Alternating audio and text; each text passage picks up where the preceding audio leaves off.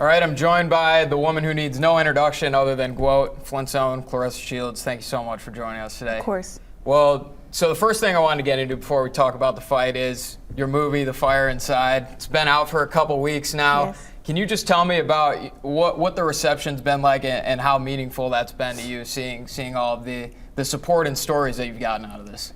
The reception and people who have seen The Fire Inside have been like extraordinary. Everybody is just so happy and inspired and motivated. And people are now hip to me, have more respect for me and my upbringing, have more respect for Flint legends. And I'm just happy that I was able to bring like a better light to Flint than just the water crisis and all the bad stuff that people talk about. It's like Flint is actually a great place and can create great people, but The Fire Inside is just amazing. You know, I watched the movie and I'm like, I cannot believe I lived through all this and I'm still living. It's kind of weird. Well, and speaking of Flint, of course, you said the other day your workout that this is like your true homecoming, because you had the first fight at Dort Financial that you headlined and now you're back. Why was it so important for you to bring a fight back to Dort Financial, and what does it mean just to have the sort of support that you have right now? I mean, what other place to fight at after having a biopic about my life come out all over the country, in the UK and Canada? Like, coming back home was like, to me, it was no other option. It was like Flint, Michigan is a place to come. I want to have my true homecoming. Last time I fought, it was during COVID, so only 200 to 300 people was able to be there, and 300 people was there. Now it's like we want to see the 7,000, the 8,000, the 9,000 people all come. And I believe that this fight is going to be my biggest fight, my toughest fight. I'm fighting against a girl named Danielle Perkins. She's 6'2" in height, a real natural heavyweight, undefeated fighter, and she is highly avoided. People saying her record is 5-0 with 2 knockouts. Do not let that fool you. She has called out some of the girls who have ducked me. You know, girls who I've been in the ring with have said no to fighting her. So this is a big challenge for me, and what other place to do it than Flint, to where if I need the crowd to help me throughout the fight, they're gonna be there cheering for me and telling me to punch harder and faster. So that's what I need for this fight. Well, and that's what I was going to ask next, too, is, this is your second fight at heavyweight. Now, your first one didn't last very long. Yeah. But nonetheless, what did you learn from competing at heavyweight for the first time that you can kind of carry over into this one? Honestly, I learned to trust my power. I think first round against Vanessa, I seen the size difference that she had on me. Like, she was shorter, but she had more size on her. Like, she was thicker, her legs are bigger, her back was bigger. So I went in there very, very cautious the first round, and I didn't trust my power. And I really was trying to just keep her away from me, honestly. And then the second round, I guess she figured out I was trying to stay away from her, so she just tried to just run up on me and just touch me, and I was ducking and dodging, and when I let my hands go, I put her out. So I think I learned from that fight just to trust my power and trust that these girls aren't strong enough to just knock me out at heavyweight. Like, I can go in there and I can get touched a little bit and the fight won't be over. Like, I can withstand. That's what I learned from the first fight. And also at your workout, you said you feel like Danielle is kind of overlooking you a little bit because she said you're not a true heavyweight. Why is that such a mistake? Well, it's a mistake because, one, I'm from Flint, Michigan, so don't never look at somebody as the underdog who's from Flint. Don't ever do that. And then secondly, size don't win fights. I'm not a dog that bark. I'm a dog that bite. So I'm looking forward to, listen, just like I told Savannah Marshall, you better punch as hard as you say you can. You talking about you gonna put my lights out and you gonna beat me up and you gonna knock me out. You better try to stand on it, because I know for a fact I'm gonna go in there and get it cracking February 2nd. I'm gonna go out there and punch Danielle in her stomach, in her face. I mean, she's too big to be in there playing around with. So first round, I'm about to get up in her chest and show her, like, hey, we is in Flint, Michigan, and all we do is fight here, and we fight to win, and we fight to the death. And that's what I'm prepared to do to get this victory February 2nd. And you said you never train for a specific opponent. You're always training against yourself. What does that look like on a daily basis? Well, with Danielle being 6'2", I just imagined myself being 6'2" with all my power and all my skills and everything, and I kind of went off of that. So Danielle, I don't think she's as skilled as me. I don't think she's as fast but she is dangerous. So I had to add the height in my training and add just her power, and that's what we've been working on. So I've been in the weight room. You know, I got my little jacket on and stuff, but if I take this jacket off and you see my Ithaca bra and you see my muscles and stuff, you would agree that I'm pretty strong right now.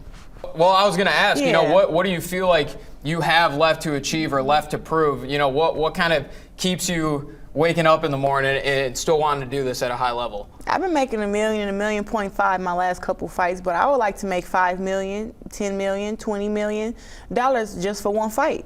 You know, I want to fight against some of the smaller champions. They say that the girls at the lower weight classes are more skilled. I think that's baloney.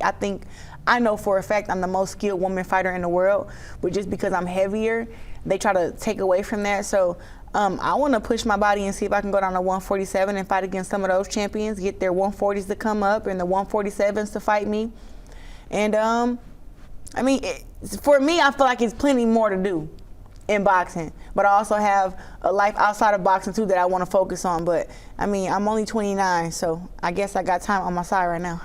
Oh yeah, and you were talking as well about just how much boxing means for you emotionally. Can you expand a little more on just how much of a release and being able to, you know, hit something as hard as you can, how much that helps you, I guess?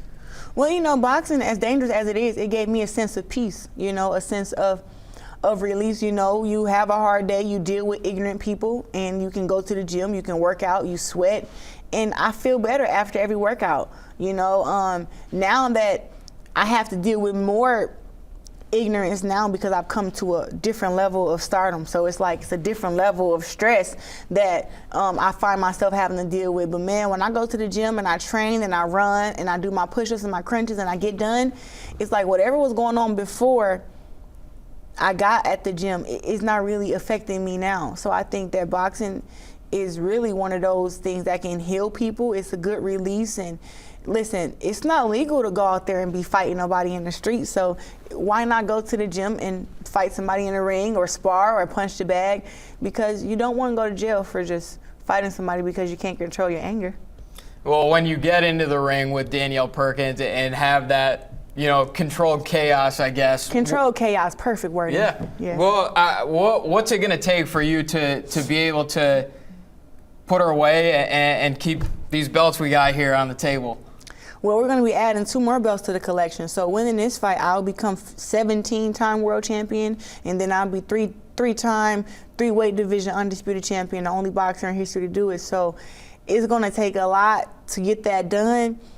I mean, I'm going to have to punch, like I said, punch through. I can't punch at Danielle. I have to punch through her. She's very big, and we all seen that yesterday. She's bigger than what I thought. So thank God we got a few more weeks to prepare. Okay, so she's big, she's strong, she's long, and I'm just looking forward to, hey, whatever she hit me with, I'm gonna hit her with 10 times that power and 10 times that many shots. So if she hit me 2 times, I'm gonna hit her 20 times. So I look forward to just, hey, you know, Danielle says she's ready to stay in the paint with me and, you know, fight it out and have a Flint brawl. So I look forward to seeing if she can withstand, you know, when I get down and dirty, you know, like that, and see if she can handle, you know, when I get to throwing those body shots and get throwing those head shots, and, you know, showing her that even though she's bigger, I might be a little bit stronger than her. And I think my punch will have more effect than what she thinks, but I think her underestimating me is what will get her put on her butt, though. Well, that was basically a promo, but I was going to ask to end it, you know, for those who are thinking about going to this, you know, why should you buy a ticket and show up to Dort Financial Center on February 2nd? Well, don't think about going to the fight. Come to the fight. The fight is in Flint, Michigan. This is my true homecoming. If you watch the fire inside, if you see me box previously, all I do is get bigger, better, and stronger. So you can go to etix.com and get your tickets, or you can go to the Dort Financial Center and get your tickets up in person. And I think that everybody should be there. Bring the kids who you took to go see the fire inside. Bring the teenagers. It's nothing like seeing your favorite fighter or seeing someone who you admire fight in person. If I would have came up around Muhammad Ali time, I would have never missed a fight. It's like we're getting a chance. A lot of people don't bring things to Flint, Michigan. I chose to fight here because we are people who need to be celebrated, and we need to celebrate our own people. So I know that, Flint is going to be in the house, but don't act like Detroit ain't coming, and Ohio not coming, and New York not coming. Canada is coming, UK is coming, people are coming. So everybody get your tickets ASAP, because I don't want nobody crying to me about they didn't get a front row ticket and they wanted one. Because I just tell y'all the link to go buy the tickets, but I don't control who buys what tickets. So first come, first served, and I just look forward to performing. I look forward to having my explosive walkout, and it's gonna be fireworks February 2nd. The whole thing, I think the doors open at 6. Though the doors open at 6. The main event, co-main, and the TV opener starts at 8. But get there at 6 o'clock so we can have the place filled up already.